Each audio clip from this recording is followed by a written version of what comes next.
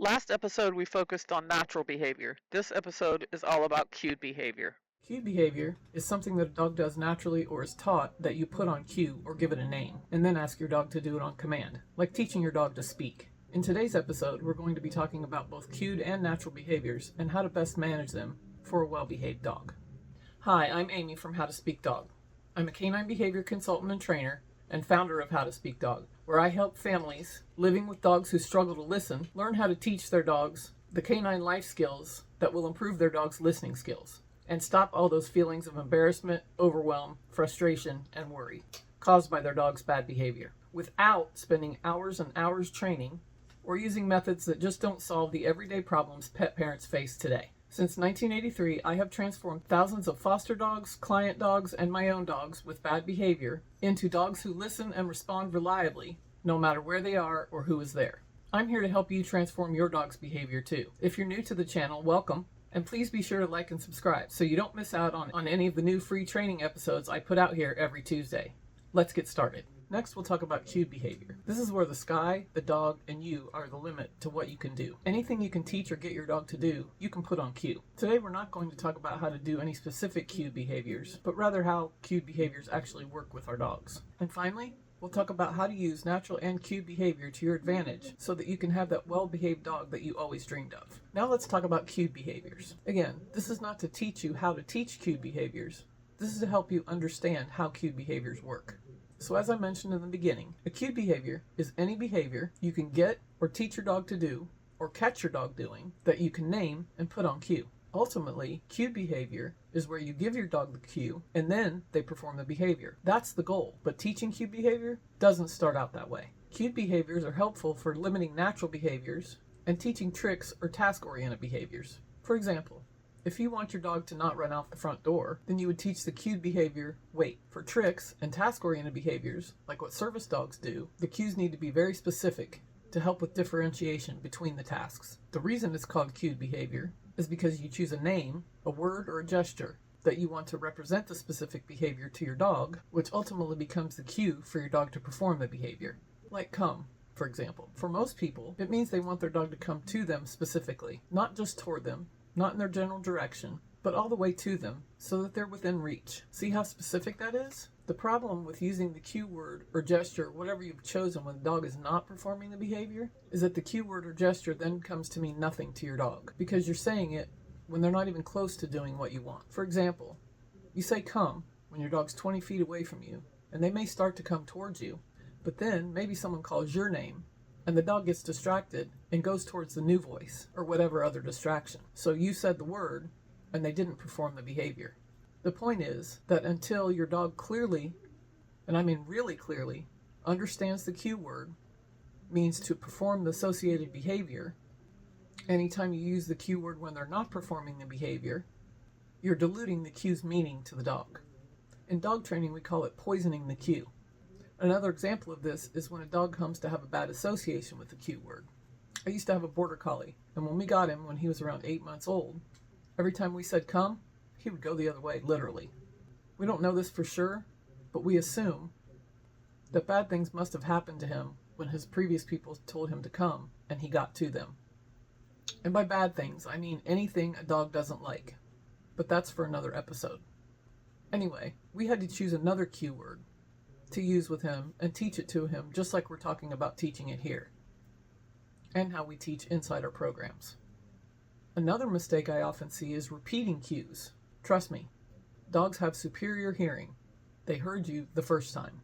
Depending on where you are in the process of teaching the cued behavior, they may not comply for several reasons, none of which are because they didn't hear you. It's not that they're stubborn either.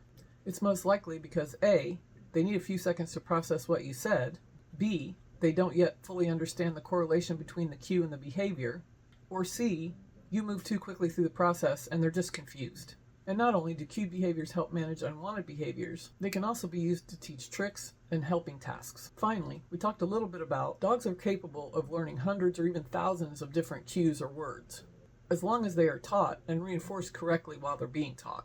A great example of this is another border collie named Chaser. She knows the names of over 1,000 different toys. I'll link to her website below. Her story is fascinating. So now that we know the difference between natural and cued behavior, the question becomes, how does that help us and our dogs, right? First, we have to decide why we want our dogs to do a specific behavior. Because often we ask our dogs to do unnatural behaviors, like sit, for instance. Dogs naturally sit less often than they lie down or stand. And when they refuse to sit, we often think they're stubborn or bad, when in reality, there may be discomfort or pain involved, or they may not understand what we're asking, or they may not know the behavior well enough yet.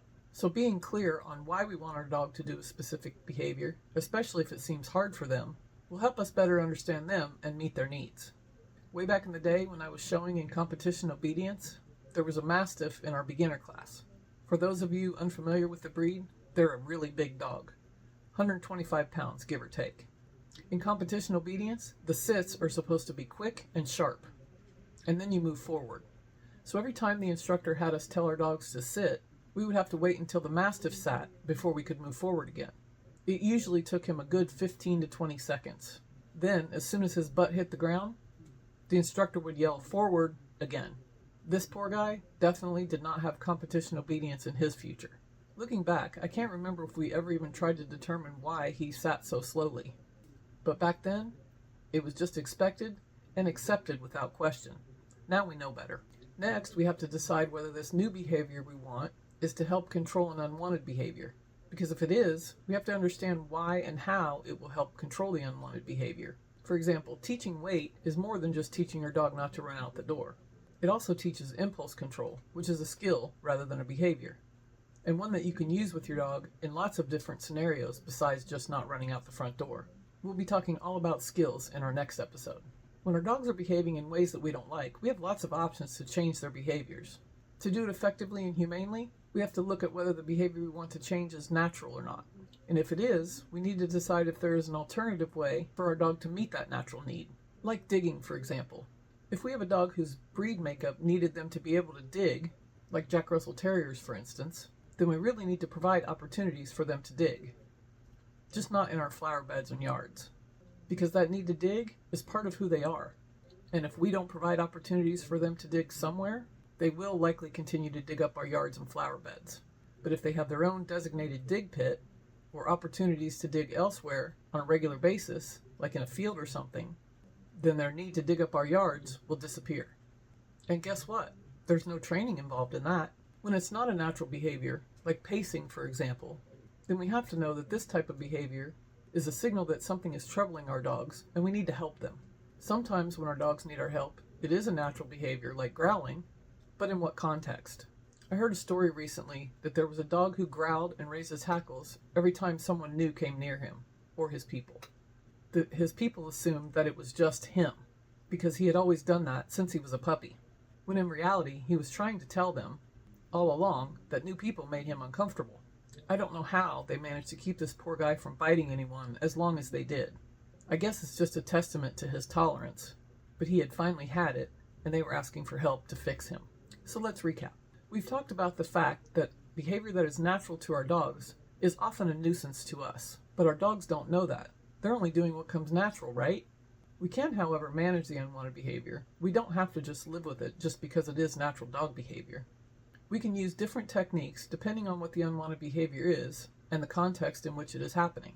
My Power Principles method covers all of that and teaches you how to figure it out quickly and easily. One of the options we talked about today is using cued behaviors to manage unwanted behaviors. We also said that cued behavior is only limited by your imagination, determination, and desire, and your dog's ability. And not only do cued behaviors help manage unwanted behaviors, they can also be used to teach tricks and helping tasks. Finally, we talked a little bit about how to determine how to get the behaviors you want and stop the behavior you don't want by knowing the differences between natural and cued behavior. And as I mentioned, we'll be talking all about skills in our next episode, so don't miss it. If you're ready to learn more about my Rockstar Rover programs or my Power Principles framework, I invite you to check out my website, which is linked below. But if you're ready to get started right away, I suggest you check out the primer to my Power Principles framework, a 1-hour self-paced digital course called From Chaos to Calm, a guide to connecting powerfully with your dog. For a limited time, it's on sale for only $17. I will link it below too. As always, if you have questions, ask in the comments and I'll be happy to answer them. I've asked YouTube to recommend the next best video for you, which you can get to right here. I hope you found this training useful today. I put new training videos out here every Tuesday, so if you don't want to miss any episodes, remember to hit like and subscribe and turn on your notifications. That's it for today. Thank you so much for watching, and I'll see you right back here next Tuesday for our next episode.